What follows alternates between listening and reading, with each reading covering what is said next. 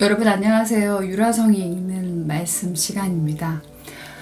네, 오늘은 제가 좀 전에까지 촬영이 있어서 메이크업을 받고 촬영하고 집에 이제 들어와서 씻기 전에 말씀을 읽어야겠다 생각해서 이렇게 카메라 앞에 섰습니다. 요즘에 엄청 이제 바쁘게 지내고 있는데요. 그렇지만 또 이렇게 시간이 너무 빨리 가기 때문에 어쩌다 보면 이렇게 놓치고 일주일이 또 금방 가고 그러더라고요. 그래서 오늘은 조금 늦게 자더라도 말씀을 올리고 자야겠다 그런 마음이 들었습니다. 마가복음 읽고 있잖아요. 이번에는 마가복음 12장 읽을 차례입니다. 마가복음 12장.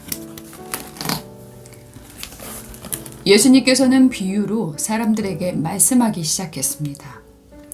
어떤 사람이 포도밭을 가꾸었다. 그리고 주위에 담장을 치고 포도즙을 짤 구덩이를 파고 망대를 세웠다. 그리고 포도밭을 농부들에게 빌려주고 여행을 떠났다. 때가 되자 주인은 농부들에게 종을 보내어 포도밭에서 난 자기 몫의 수확물을 가져오게 했다. 그러나 농부들은 그 종을 붙잡아 때린 후 빈손으로 쫓아버렸다. 다시 주인은 다른 종을 그들에게 보냈다. 그러자 그들은 그의 머리를 때리고 깔보고 업신여겼다. 다시 주인은 다른 종을 보냈다. 그러자 그들은 그 하인을 죽였다. 다른 많은 종들을 보냈지만 농부들은 때리기도 하고 죽이기도 하였다. 주인에게는 한 사람이 더 있었는데 바로 그의 사랑하는 아들이었다. 결국 주인은 아들을 농부들에게 보내면서 말했다.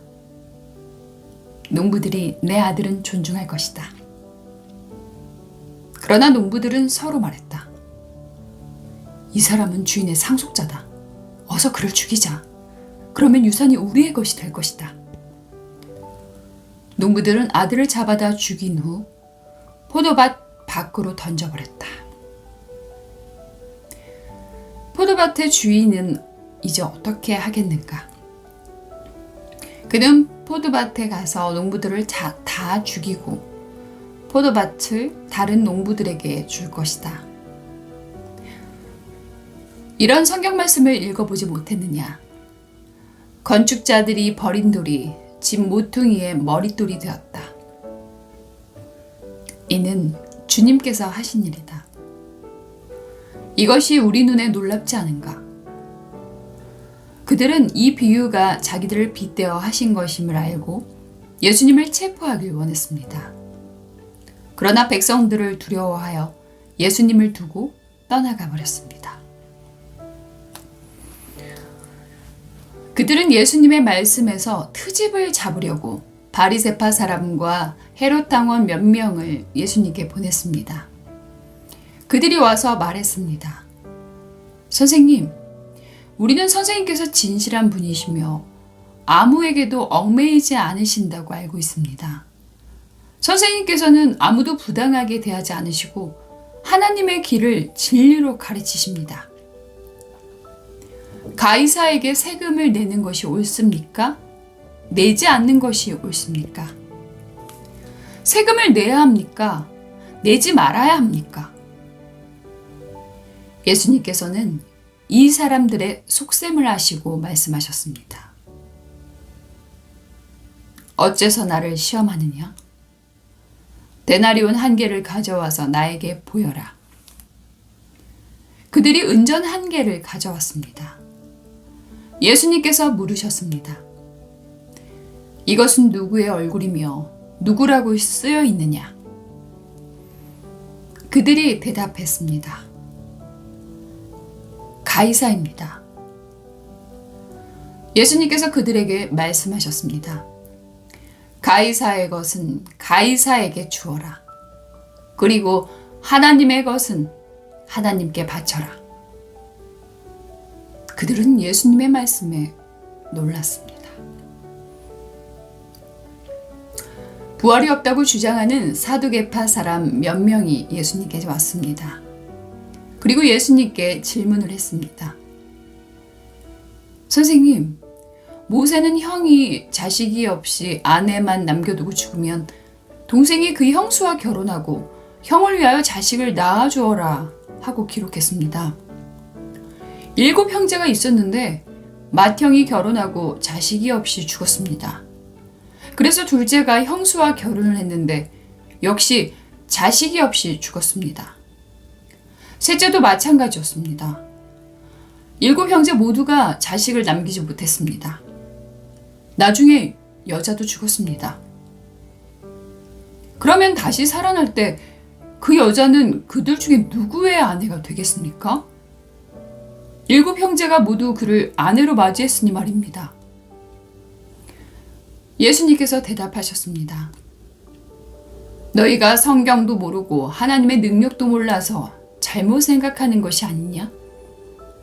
사람들이 죽은 사람들 중에서 다시 살아날 때에는 장가도 가지 않고 시집도 가지 않는다. 그들은 마치 하늘에 있는 천사처럼 될 것이다. 죽은 사람이 다시 살아나는 것에 대해서는 모세의 책에 기록된 떨기나무 대목에서 하나님께서 모세에게 어떻게 말씀하셨는지를 읽어보지 못했느냐? 하나님께서 모세에게 나는 아브라함의 하나님, 이삭의 하나님, 그리고 야곱의 하나님이다 라고 말씀하시지 않았느냐? 하나님께서는 죽은 사람들의 하나님이 아니라 살아있는 사람들의 하나님이다. 너희가 크게 잘못 생각하고 있다. 율법학자 가운데 한 사람이 다가와서 논쟁하는 것을 들었습니다. 예수님께서 사두개파 사람들에게 잘 대답하시는 것을 보고 그가 물었습니다. 모든 계명 중에 어떤 것이 가장 중요합니까? 예수님께서 대답하셨습니다. 가장 중요한 계명은 이것이다. 이스라엘아, 들어라. 주 우리 하나님은 한 분이시다. 네 모든 마음과 모든 영혼과 모든 뜻과 모든 힘을 다하여 주 너희 하나님을 사랑하여라. 2 번째로 중요한 계명은 이것이다. 내 이웃을 내 몸같이 사랑하여라.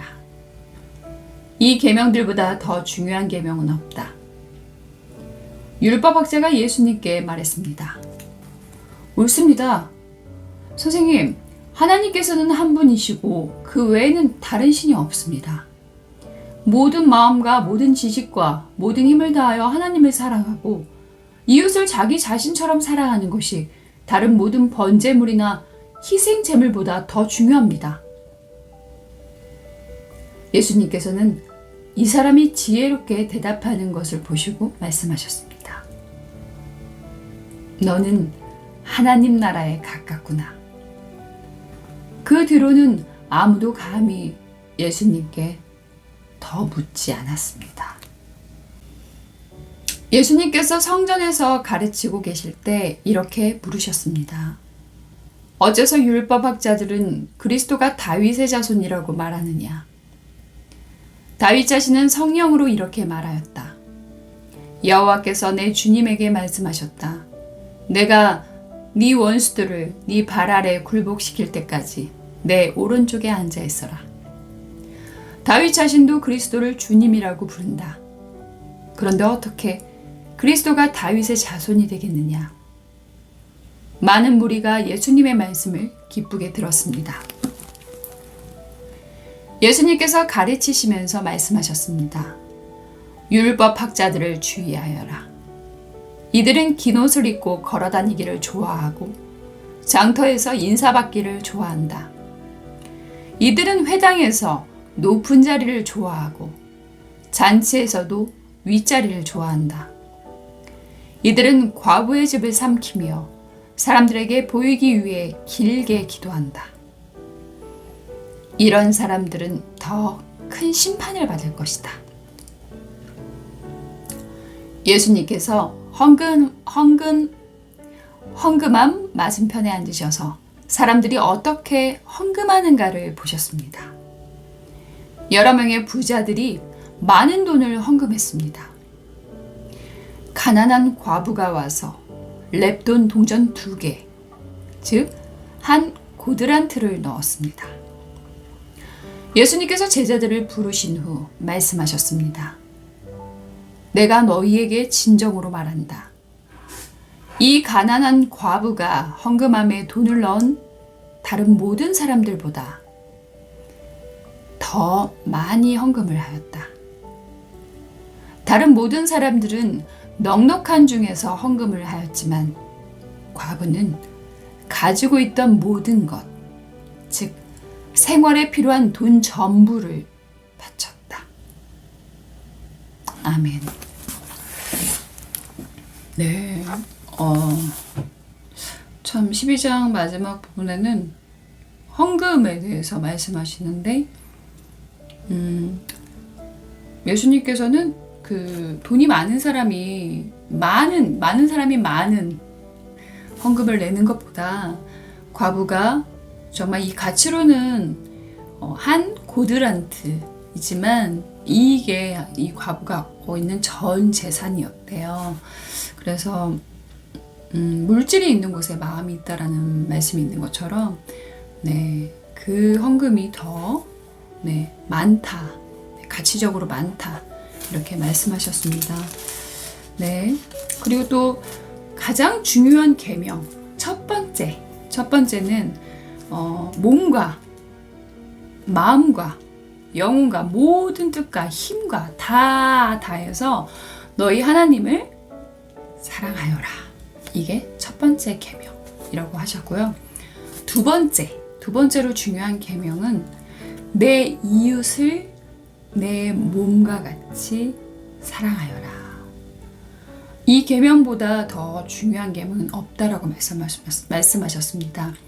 결국 중요한 계명 2가지가 공통된 것은 사랑입니다. 우리가 모든 것을 다 바쳐서 하나님을 사랑하고 또 하나님을 사랑하면 온전히 사랑하면 또 우리 몸과 같이 우리 이웃은 결국 하나님의 또 자녀들이기 때문에 지체일 수도 있겠죠. 그래서 이웃을 내 몸과 같이 사랑하여서 복음도 전하고 이렇게 하나님의 사랑을 같이 실천해라. 이런 마음, 이런 말씀인 것 같습니다. 오늘은 이렇게 해서 마가복음 12장을 읽어봤습니다.